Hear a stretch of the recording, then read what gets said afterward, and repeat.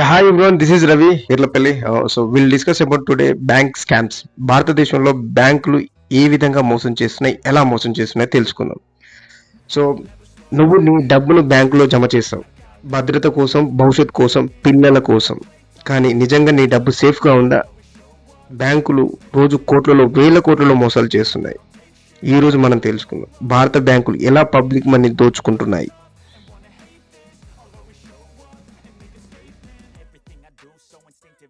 Money ఎలా లూటీ జరుగుతుంది. సో బ్యాంకులు మన డబ్బును కార్పొరేట్ పెద్దలకి లోన్గా ఇస్తారు. వాళ్ళు లోన్గా తీసుకొని లగ్జరీ లైఫ్ లీడ్ చేశారు, కానీ తిరిగి చెల్లించారు. దాని పేరే ఎన్పిఏ, నాన్ పర్ఫార్మింగ్ అసెట్. అంటే సింపుల్గా చెప్పాలంటే డబ్బు తీసుకున్న వారు తిరిగి ఇవ్వలేదు. చివరికి నష్టం ఏమిటి?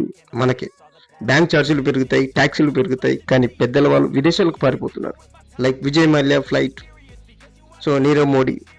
సో ఈ విధంగా సో ఇండియాలో పెద్ద బ్యాంక్ స్కామ్స్ ఎక్కడ జరిగాయి? సో నీరవ్ మోడీ 14,000 కోట్లు పంజాబ్ నేషనల్ బ్యాంక్ లో ఫేక్ లెటర్స్ ఆఫ్ క్రెడిట్ వాడి విదేశాలకు తరలించారు. విజయ్ మాల్యా స్కామ్ 9,000 కోట్లు వేరే వేరే బ్యాంకుల నుండి లోన్లు తీసుకొని రాజులో జీవించాడు. డబ్బు తిరిగి ఇవ్వకుండా యూకే పారిపోయారు. జస్ బ్యాంక్ స్కామ్, బ్యాంక్ యజమాని రాణా కపూర్ కుంభకోణంలో లోన్ ఇచ్చారు, కుప్పలో తీసుకెళ్లారు. MC bank collapse. So bogus loan, fake accounts, వేల మంది కస్టమర్లు తమ సేవింగ్ లో కోల్పోయారు. ICIC bank Videocon case, CEO వ్యక్తిగత లాభం కోసం పెద్ద లోన్లు మంజూరు చేశారు. ఇది ఎలా జరుగుతుంది? సో ఈ మోసాలు ఒక్క రోజులో జరగవు. ఇది ఒక పెద్ద నెట్వర్క్. ఈ బ్యాంక్ అధికారులు, వ్యాపారవేత్తలు కలిసి పథకం వేశారు. ఫేక్ కంపెనీలు, ఫేక్ డాక్యుమెంట్స్, ఫేక్ గ్యారంటీలు, డబ్బు విదేశాలకు పంపి ట్రేస్ చేయలేని అకౌంట్లో దాచేస్తారు. తర్వాత బ్యాంకులు చెబుతాయి లాస్ట్ రైట్ ఆఫ్ చేశామని. అంటే సింపుల్గా చెప్పాలంటే పబ్లిక్ మనీని చట్టబద్ధంగా దోచుకోవడం. సో మనలాంటి సాధారణమైన ప్రజలపై ప్రభావం. మనకు చిన్న చిన్న మోసాలు జరుగుతున్నాయి. ప్రతి నెల హెడ్ అండ్ ఛార్జెస్లు, ఎస్ఎంఎస్ కోసం ₹5, మినిమం బ్యాలెన్స్ కోసం లేకపోతే ₹250, లేదంటే 1000 దాకా డిఫరెంట్ బ్యాంక్స్ నుంచి.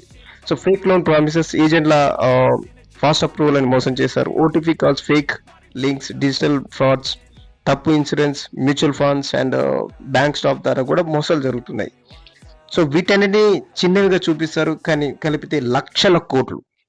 సో ప్రభుత్వం ఎక్కడుంది, ఏం చేస్తుంది? ప్రతిసారి స్కామ్ బయటపడితే ఆర్బీఐ, సిబిఐ విచారణ మొదలు పెడతాయి, కానీ సంవత్సరాలు గడుస్తాయి. చిన్న ఉద్యోగులు జైలుకి వెళ్తారు, కానీ పెద్ద మోసగాలు బయటే ఉంటారు.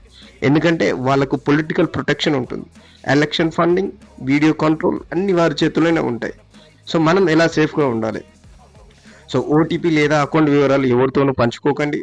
బ్యాంక్ అఫీషియల్ యాప్స్ మాత్రమే వాడండి. స్టేట్మెంట్ ప్రతి నెల చెక్ చేసుకోండి. ఫేక్ ఏజెంట్ల మాటలు నమ్మొద్దు. మోసపోయితే ఆర్బీఐకి కంప్లైంట్ ఇవ్వండి, లేదా కన్స్యూమర్ కోర్టులో కూడా కంప్లైంట్ ఇవ్వచ్చు. సో ముఖ్య అండ్ అది ప్రతి సంవత్సరం భారతదేశంలో బ్యాంక్ మోసాలు లక్షల కోట్లు కోల్పోతుంది. ఆ డబ్బంతా ప్రజలదే, కానీ ప్రజలు మౌనంగా ఉంటున్నారు. ఎందుకు? ఇప్పుడు మనం సమయం వచ్చింది. ప్రశ్నించండి, ఈ వీడియోని షేర్ చేయండి, అవగాహన పెంచండి. సో ప్రజా డబ్బు ప్రజలకే చెందాలి. జై హింద్, జై భారత్. Thank you.